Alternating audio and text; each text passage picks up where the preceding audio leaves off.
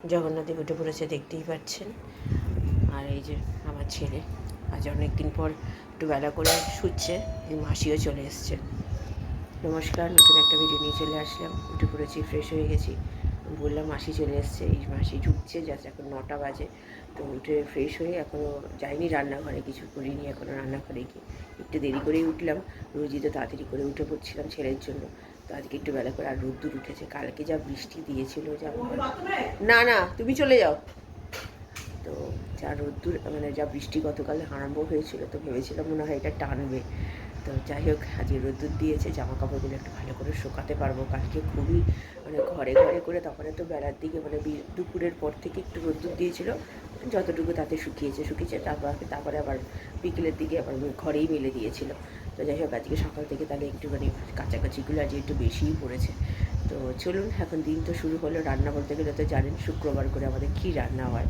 আমার এমনি অন্য কিছু খেতে চায় না, তার জন্য ওই পোস্ত করি। আর ডাল তো রয়েছে, মুসুরিটার গতকাল নিয়েছিলাম, একটু বেশি করেই করেছিলাম। তো গতকাল একটু বার করেছিলাম ছেলের আর আমার জন্য, আর যা আছে আমার হাজব্যান্ডের আর ছেলের হয়ে গেলেই হবে। আমার না হলেও চলবে, আমি শুধু পোস্ত দিয়ে খেয়ে নেবো, আমার কোনো কিছু লাগে না।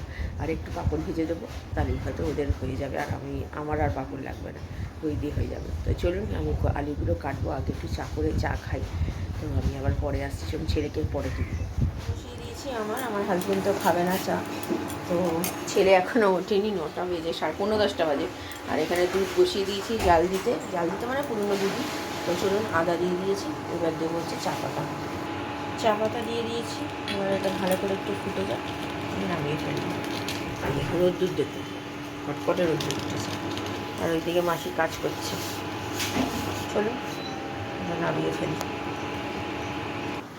এই যে আমার চা রেডি হয়ে গেছে, এখানে দুধটা হচ্ছে। তো চলুন, আমি পরে ছেলেকে তুলতে আসলাম। আজকে তো দেরি করে উঠছে, বুঝতেই পারছেন, পরীক্ষা শেষ হয়েছে বলে কথা।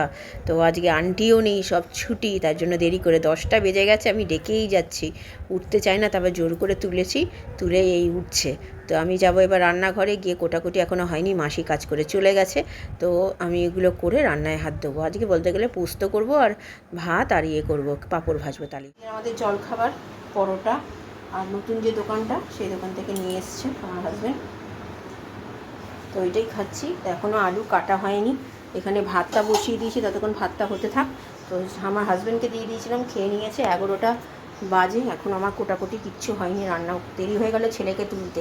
তো চলুন খাওয়া দাওয়া সেরে নিই, জলখাবারটা 11টার ঘন্টা পড়ছে, পরে ঘরে চলে গেছি কোটাকুটি করতে। আজকে জল খাবার খেতে ছেলেকে তুলতে আমার অনেকটা দেরি হয়ে গেছে, 11:30 বাজতে চললো, আমার এখনও রান্না শুরু করতে পারিনি।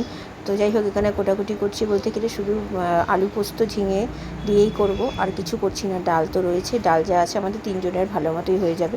আমার হাজব্যান্ডের একটু বেশি দেবো, আর আমরা একটু কম নেবো, কারণ কি আজকে যা জল খাবার খেয়েছি, এত মোটা পরোটা খেয়েছি, পেট সবারই বলতে গেলে ভর্তি। আমার হাজব্যান্ড কতটা কী খাবে তো সেটা আমি জানি না। তো যাই হোক, এদিকে ভাত উপর করে দিয়েছি।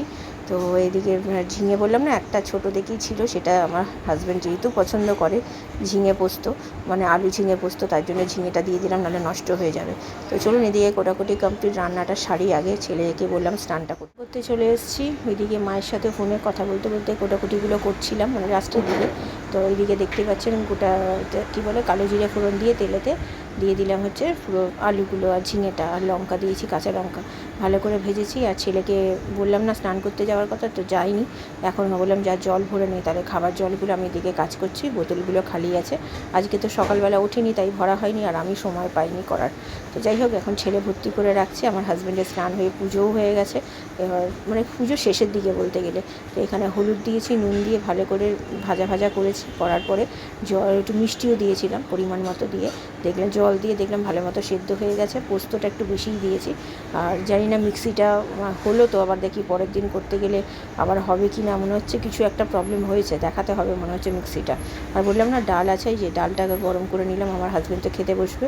আর আজকে আমার হাজব্যান্ড বললো শুকনোই খাবে, মানে ঝোল খাবে না, যেহেতু আজকে ডাল আছে তাই। তো চলুন, পুরো বেড়ে নিয়েছি দুবেলার জন্য। পরে আমার হাজব্যান্ড তো খাওয়া দাওয়া করে বেরিয়ে গেছে, আর এখানে ছেড়ে দেখেছেন বদমাশি করছে। ওর স্নান হয়ে গেছে, ওকে বলেছিলাম আগে স্নান করে নিতে, তো ও করে নিয়েছে এবং আমারও গ্যাস পরিষ্কার হয়ে গেছে। এবার আমি যাব স্নান করতে। তো যাই হোক, এদিকে মোটামুটি কাজ গোছানোও হয়ে গেছে, এদিকে ভেজা কয়েকটা জিনিস আছে, তো সেগুলো পরে তুলবো। এখন এটা করে আমি যাব স্নান করতে। আজকে খিদে তো একদমই পেটে নেই, তো জানি না দুপুরবেলা কতটা কি খেতে পারবো না পারবো, নাহলে রাত্রিবেলা ভাতই খেয়ে নেবো যদি দুপুরবেলা ভাত ঠিক মতো না খেতে পারি। আজকে তাহলে আর রুটি করাবো না, দেখছি এখন মানে অবস্থা বুঝে ব্যবস্থা যেটাকে বলে। তো যাই হোক, এদিকে আজকে তো আমার পড়ানো আছে, ছেলের আন্টি নেই, দুবেলাই আন্টিকে বারণ করে দিয়েছি, আজকে ছুটি, সোমবার থেকে আবার পড়া শুরু। এর ইচ্ছে হয়েছে ঘোল খেতে, মানে লস্যি খেতে।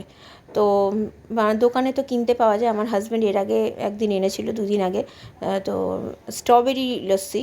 তো সেটা খেতেও আমার ছেলের ভীষণ ভালো লেগেছিলো, তো বলেছিল খাবে বলছিল। তো আমার ঘরে দই আছে, টক দই সবসময় থাকে মোটামুটি, এখন গরমকাল বলে বেশি করে রাখি। তো ভাবলাম তাহলে ঘরেই বানিয়ে দেওয়া যাক। তো তার জন্য এখানে নুন চিনি দিয়ে ভালো করে দই দিয়ে ফেটিয়ে নিয়ে তারপরে জল দিয়ে, ঠান্ডা জল তো ওকে দেওয়া যায় না, ওকে গরম জল দিয়েই করে দিয়েছি। তো চিনিটা যাতে ভালোভাবে গুলে যায় সেই জন্য এইভাবে করলাম। তো খেতে খুবই ভালো হয়েছে। আমি খাইনি, আমার ছেলে খাচ্ছে, আমি খেলাম না, কারণ কি আমার দুপুরবেলা নাহলে ভাত খেতে পারবো না, তাই যেহেতু দুপুরবেলায় দিচ্ছি, 2টো বেজে গেছে অলরেডি। তো দেখুন খাচ্ছে, দেখুন। খাবার বাড়তে চলে আসলাম, এখন বাজে 3টে। বললাম না পেটটা ভর্তি, অল্প করেই খাবো, এতটা পোস্ত আমার আর ছেলের লাগবে না, এটা রাত্রির জন্য রেখে দিয়েছি। চলুন খাওয়া দাওয়া সেরে নিই, অনেকটা বেলা হয়ে গেছে, বিকেলবেলা আমার পড়ানো আছে, ছেলের যদিও পড়ানো নেই, তো আমার তো পড়ানো আছে। আর গতকাল যেহেতু পড়াইনি, তো আজকে শরীরটা আগের থেকে ভালো আছে, ম্যাচ করছিল গতকাল শরীরটা। তো চলুন খাওয়া দাওয়া সেরে নিয়ে পরে আসছি। আমার ছেলে বলছে, মানে খাওয়ার ইচ্ছা নেই, যেহেতু ঘোলটা খেয়েছে না, সেই জন্য পেটটা ভর্তি হয়ে গেছে। চলুন, গুড ইভিনিং। এখন ওই 3:45 বেজে গেছে, খাওয়া দাওয়া সেরে উঠেছি 3:30। খুব ভালো খেয়েছি, অল্প করেই খেয়েছি, বেশি খেতে পারিনি, অনেকটা ভাত রয়ে গেল।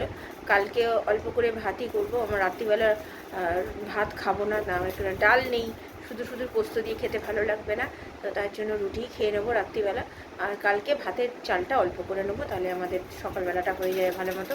আর কালকে শনিবার, তো ভাবছি কালকে একটু দেখি, আমার হাজব্যান্ডকে বলবো একটু চিকেন নিয়ে আসতে, তো একটু ভাবছি অনেকদিন চিকেন বাড়িতে রান্না করে খাই না, তো একটু কালকে চিকেন করবো, ছেলেটারও ছুটি আছে, একটু ভালো মতো খেতে পারবে, তাহলে একটুখানি যেমন করি পাতলা ঝোল যা হোক সেটা করব। তো সেটাই ইচ্ছে আছে, দেখা যাক, এখন হাজব্যান্ডকে বলি। এখন কাজের চাপ আছে তো, সামনে পয়লা বৈশাখ, সেই জন্য একটু মানে কী বলবো, ওকে বেশি বলতে পারছি না, কাজের মধ্যে কখন কী নিয়ে আসবে না নিয়ে আসবে, রাত্রিবেলা আনবে কি কালকে সকালে আনবে। আর রাত্রিবেলা নিয়ে আসলে কী হয় বলুন তো, ধুয়ে টুয়ে রেখে দিই, সকালবেলা বার করে আমি আমার মতো রান্না বসিয়ে দিতে পারি। আর যদি কালকে সকালের জন্য অপেক্ষা করি, আমার হাজব্যান্ডের অনেকটা টাইম চলে যায়, আর আমার ওইদিকে দেরি হয়ে যায়, যেহেতু খেয়ে বেরোবে 12টার মধ্যে, সেই জন্য আমাকে রান্নাটাও করতে হবে না।